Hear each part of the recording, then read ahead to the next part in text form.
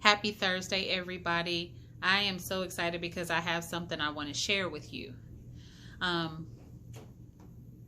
the first thing I want to ask you is, has there been something that bothers you?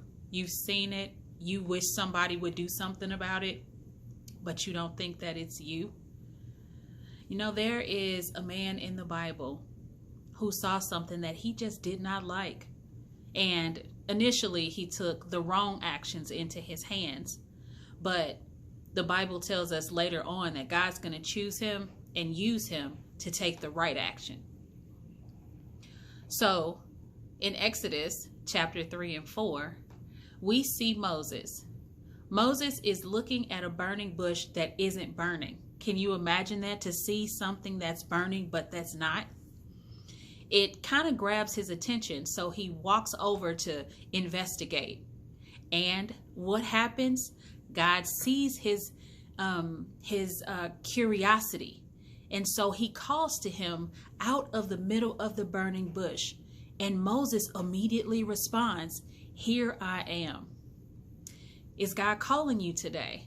Is he calling you to do something about the thing that you see that's bothering you, that you wish somebody else would do something about?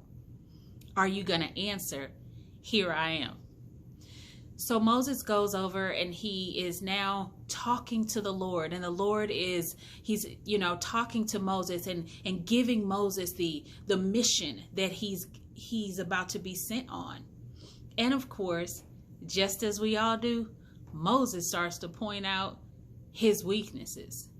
But what I find to be interesting is that while he was pointing out his weaknesses, God was saying, "I'm going to meet you at your weakness, and I am going to be with you.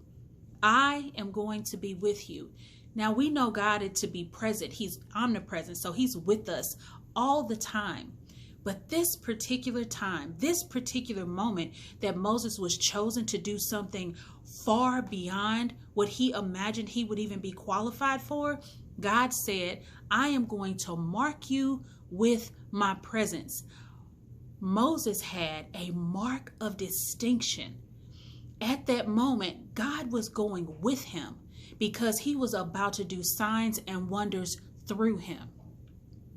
So we see Moses, he's kind of like, I don't know, I can't, I can't talk, I'm not sure if I'm going to even be able to do this. And God says, "Hey, isn't Aaron the Levite, isn't he your brother? Well, guess what? He's coming this way, and he's going to be glad in his heart that he sees you. But you know what? Aaron can speak well. And because Aaron can speak well, not only will I be with you, be with your mouth, but I'm going to be with his mouth as well." At that moment, Moses got an accountability partner. God chose Aaron for him. It's so amazing how when God gives us a mission, he also gives us an accountability partner. He gives us somebody to go with us. I wonder how that conversation went after the encounter with God, with Moses and the Lord. When Aaron came and said, "Hey, where were you? I was looking all over for you."